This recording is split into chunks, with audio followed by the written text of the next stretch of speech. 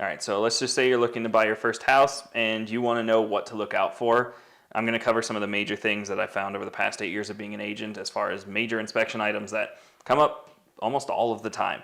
I see these in multiple houses a year, and it's something where most likely when you're going to buy this next house or whatever house it may be, you're going to come across some of these potential issues in your inspection. So I want to go through, tell you what to expect, and generally some costs on some of them, really so you can go into this with a bit more knowledge and be ready to go into that inspection with some realistic expectations. No house is perfect. Even a new build's not perfect. So hopefully this helps give you some clarity. So let's get into it. The first item we're going to cover of this list of everything that's going to come up in your inspection most of the time is a GFCI. So for those of you who don't know what a GFCI is, it's right here. So most of you have seen an outlet before, probably all of you because you're on YouTube, but a GFCI are these outlets with the little buttons in here. So what these do is if you ever have a electrical short from something that touches water, such as your hair dryer, just anything that you might be using around a wet surface, these are here to protect you. So these will pop and shut off the electricity to that device very quickly and easily so that you don't get electrocuted. Now, old homes don't have these. They may have been retrofitted later, but a lot of them haven't. Just people have lived forever the same way, and so they haven't changed anything. So with these, this is something that comes up often. To have an electrician put them in is a couple $100. To do it yourself isn't very difficult, or to have a handyman do it is pretty simple as well in most cases. So that one will come up almost all the time, but it's a pretty easy fix. So, water heater. The fact that we have to bring up this is a water heater. This has come up before where property managers even sometimes have tried to say this was the furnace. This is a water heater. If it looks like a tank, it's not your furnace. So with these, obviously this is what heats up your water in your house. This is where you get hot water from. There's a couple different styles that are coming in. This is called a tank water heater. There's also tankless, which is becoming more common as time goes on. But this is what you're going to see most of the time. So on these tank water heaters, the lifespan, they usually say 8 years is the shortest they will last, and then they can go up from there.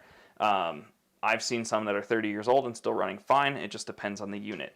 The way to know with these how old it is some of them, if you come in here close, Lily, and you look right here, and hopefully it'll actually focus in nicely for us, is right here. You'll see manufactured date. So this is the 24th of January from 2013. So as of shooting this right now, this thing is pretty much exactly 10 years old.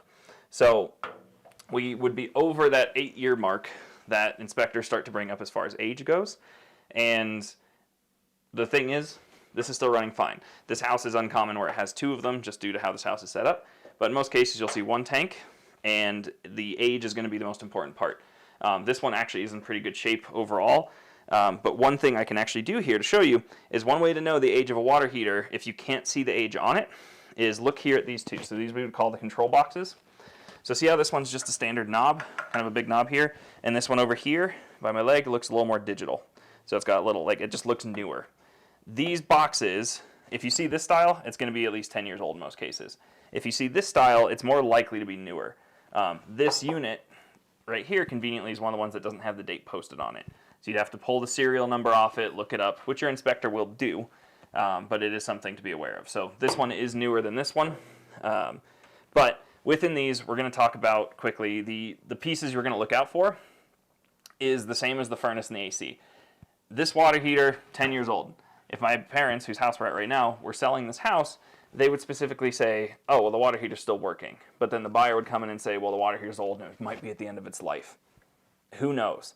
I had my last house, they lasted 8 years, and then they would fail and go through the ceiling because they were upstairs. Where I've even had another one at another property that was 27 years old and was still working fine. So it's going to be the battle of it's old, but it's still working, and both sides are going to go back and forth. Replacement costs on these usually is ranging right now around $1,500 on the very low end up to $2,200. You're going to land somewhere in there. It's a very easy job to do. A lot of people do it themselves. The hardest part is just getting rid of the old tank. But it is something that this does come up often because it is a typical maintenance item that happens in a house every 10 to 15 years. So next let's talk about something that almost every house has, and that's your furnace. With a lot of these setups, some houses may have a boiler, which is if you ever see those baseboard heating elements that go along the wall, that's with a boiler. Today we're going to talk about the furnace, which is more common in most places here in Colorado at least. The furnace is something that comes up almost all the time as well, unless it's brand new. If it's brand new, it's not going to be a problem, but if it's older or even a couple years old, here's the things that are probably going to come up. First, the seller probably hasn't replaced the filter in forever because nobody does. So if you are a seller, replace your filter before you go to sell your house. It's very simple to do. Then the next pieces that are going to come up after that is the inspector's probably going to say it's dirty or, could use a servicing. With that, the furnace is technically rated to last 20-ish years in most cases. Some people say once they get to 10, they're starting to get to the end of their age, but it just depends on the house. At the last house my parents owned, the furnace was from the 80s and it was still going in 2019. The one here, this one is 20 years old and still running fine. Maintenance is a big piece of it, so you just have to watch out for that. So as far as replacing a furnace, that cost is going to range wildly, but the big tip here is don't find somebody on Google to do it. You always want to check with your agent or somebody else who's going to have better connections than you might find from somebody who's advertising. My general rule is if you see their truck and they're completely wrapped with a big vinyl wrap and it has their logo all over it, you're going to pay too much. Does not mean you get bad work for it, but you can get just as quality of work from the guy who just shows up in a white van. To do most houses, a good price, at least as of today when we're shooting this at the beginning of 2023, good furnace replacement in most places is going to be generally between $3,000 to $7,000 is kind of the range you're going to land in on that. When you go to those companies that have the much flashier vehicles, they're going to charge you over $10,000 to do a furnace in a lot of cases. So keep that in mind. The other piece that's on here, which we didn't really mention, is the AC. So then let's talk quickly about the AC. So AC, air conditioner for many of you. These have about the same lifespan as the furnace. Same case goes with maintenance, other things like that. Sellers usually aren't going to be taking care of it. So again, if you're a seller, get it serviced once in a while and cleaned up. Replacement cost on these is going to be similar to the furnace. Usually you're going to replace the furnace and the AC together. So a package to get the two done is going to usually start around $7,000 and go up to 10 to 12 when you get the whole thing replaced together. Lifespan's about the same. They take less maintenance than some other things, but these two come up all the time when you're looking at your inspections. So the one piece to know here, 90% of the time in my experience, if the furnace and AC is old, you're going to run into this exact issue, which is you, as the buyer, are going to come in and say, this furnace is old, it needs to be replaced. The seller's going to come back at you and say, well, it still works. Why would we replace it if it still works? And this battle is going to go back and forth. This happens every time. On occasion, you'll get a seller who says, yeah, we know it's old, we'll get it replaced. That does happen. But a lot of times it does not. The other piece to be aware of is if it is old, some inspectors, they'll try to tell you how to negotiate. And what some of them will do is say, oh, just go to them and tell them you want it to be certified. So what a HVAC company that services these will do is they'll come in, they'll check the whole thing over, clean it up, service it, and then certify it, basically saying it's in good running shape and we can say that with good faith that it's going to. When it's an old furnace, they're not going to do that because they can't say something that's 20 years old is going to continue running. So that's just a tactic that I would say people who are inexperienced in this will try to use to try to get it out, and it just ends up being a lot of back and forth that doesn't need to be there. So if you want a new furnace, ask for a new furnace. If you just want it cleaned, then ask for it cleaned. Don't try to do this whole thing of not displaying or telling them exactly what you want. All right, let's talk about where the crap goes. So, sewer lines. This is something pretty much every house is going to have in some manner, whether you are connected to the public sewer system or you have a septic tank out in your yard, you will have a line running to that. Now, not every house is going to have a problem with this, but it is something we have every buyer inspect. I got screwed on my first house because I was never told to inspect it, and $7,000 later, I had a new sewer line and a truck that I now had a loan on that had already paid off. So to get these inspected, you're looking at $100 to $150. If they're charging more than that, then find somebody else. All they're doing is shoving a camera down this hole right here. So you take this little cap off, and this is what we call a clean out, because it's meant for if you need to clean out your sewer line, it's also where they can shove the camera in. So they take this cap off, shove a camera down there, take a video of what the whole sewer line out to the street is going to look like, and we'll give you an idea of if there's issues or not. Now, common issues that do come up with these, sometimes shifting. It is Colorado here, our soil moves a lot. So sometimes the line will have shifted and is offset to where it's not a full pipe anymore and there's actually gaps. Other times, if you have a large tree in the front yard, there could be root intrusion where the roots are trying to get to the water that's in the sewer line. That is much more common on older lines. This one, as you can see, is plastic. This is ABS. This is from a house in the 2000s. If you're buying what's a common house around here is 50s to 70s house, they're going to have a clay line if it hasn't been replaced. And that clay is very prone to intrusions of roots and cracking and other things over time. Some can be in great shape, but a lot of times they're pretty rough. And with those, to replace the line outside of the house is going to be anywhere from a few $1,000s if it's a quick fix to tens of thousands into the 20s to get that whole line replaced. In some cases too, with these older homes, is underneath the floor here, underneath the concrete here, which we call the slab, there is cast iron. So cast iron is what it used to go into the ground, into cast iron, out to the outside of the house, and then outside it become clay. The cast iron in the recent years has started to get corroded enough to the point where it's starting to collapse in a lot of homes. So you're starting to see on some where the concrete will actually have obvious cut sections that you can tell have been patched, where that line has been replaced.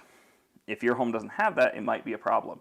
So something to be aware of, that might become a common issue over the next 5 to 10 years here, that people are having to replace that, which means wherever the sewer line goes in that house, you have to remove the carpet, the flooring, everything else just to get that portion patched. So it's something to really be aware of and go through. Getting sewer lines replaced by a seller isn't the hardest thing in the world, because it is something that is the function of the house. You don't want sewage backing up into your house. But it is a negotiation point that has to come up quite often, and something to be aware of. And definitely spend the $100 to $150 to get this inspected, because as I mentioned, it's thousands of dollars to fix a problem if one comes up, and you would rather that not fall on you. So next we're going to talk about radon. If you don't know what radon is, don't worry. That's a very normal thing, because it was not something that really was known about for a long time. And admittedly, there are still people who think it's a conspiracy to get the government to have you install things or whatever it may be. So if you ever go into a house and you see a system like this, it's going to be a big, thick white pipe, usually, like this. And what this is called is the radon mitigation system. So radon mitigation basically is, this is pulling the radon gas, which, for reference, radon gas is something that occurs naturally in the soil here in Colorado and a lot of places in the country. Supposedly it's cancer causing. I'm not a scientist. I can't say for sure, but from the reading materials I've had and everybody else has, basically this will seep up through the concrete and just be in the air in the house. And then the goal of this system is basically to give it an easier path to escape, so it's not coming up through the living space. This is especially important if you own a house with a basement, because this will suck it out. To test for this, tests are usually around $100. You can get one even for cheaper than that. That takes a few days. Basically, they just set up a sensor in the basement in a room with no windows open or anything else to let fresh air in, and that will come back and tell you about what the reading is. If you look online, the number is 4. You want to be under 4. Don't worry about what 4 is, you just want to know you want to be under 4. Some houses will come in over 30, so there is quite a range, and your house might come in at 20, your neighbors might come in at 2. There is no consistency, because it's all about the soil specifically under your house. To install these systems is pretty straightforward. This one was about $1,200 to have put in, and all it literally does is sucks the air from there underneath the foundation and pushes it out to the side of outside the house.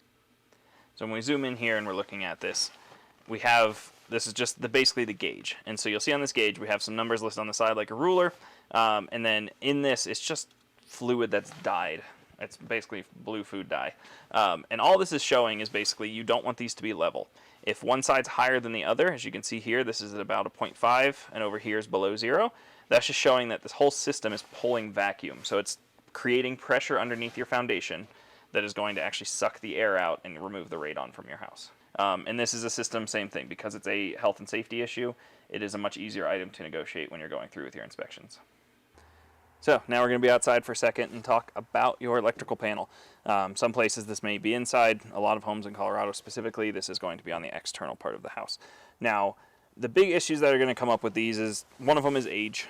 The piece with age is just, these last, 20, 30 years. Some, they'll go for a lot longer than that. But for a lot of people, you won't notice the difference. The biggest issues that will come up with this is, this one's a good example of what you should do, which is labeled.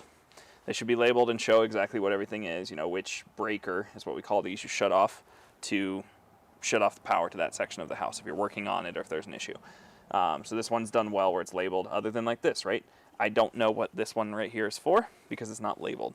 So always label yours, but it's not uncommon to see places that haven't been labeled. Now, when you really are looking at issues with these, though, comes down to the brand. Now, this one, you don't really see anything on the outside here. It's just a label-less electrical panel. There's nothing specifically saying what it is. The ones you need to look out for, and I kind of joke that these are an inspector's wet dream. That's what I refer to them as, because they get very excited when they find them because it's a big issue that they get to call out. There's two companies. One's called Federal Pacific Electric, and the other one is called Sylvania.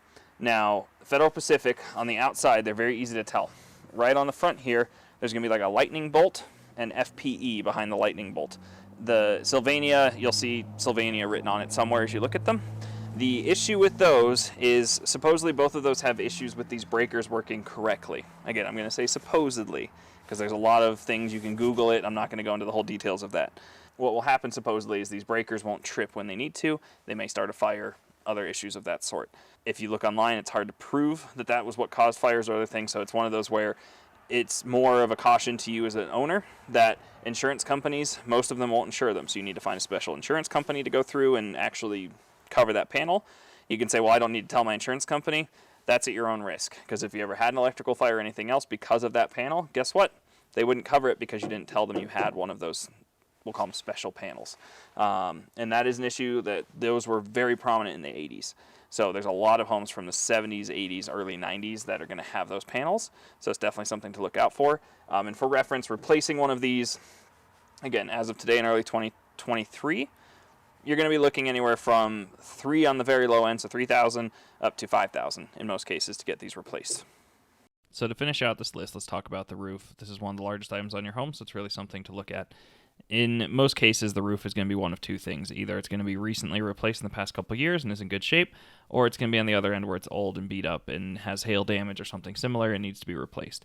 So if it is something that needs to be replaced, the cost on these is going to be $6,000 to $7,000 on the very low end, going up from there. And if the insurance can cover it due to hail damage or other storm damage, then that's probably one of your best uses as a buyer to have the seller pay for that and get it replaced under their insurance and other things. But have a roofer check it out, really look into it more and see what's going on. So I hope this list was helpful for everybody as far as what to look out for on your inspections, as far as main items that are probably going to come up, and gives you a little better understanding of what to look out for. So I appreciate you listening today and watching, and really hope that this information was helpful to you in your home buying process. As a reminder, if you are shopping anywhere in the Denver metro or Front Range, reach out to us if you need an agent, and we can help you through this whole process to make sure you're really protected and you're getting into a good purchase. Have a good day.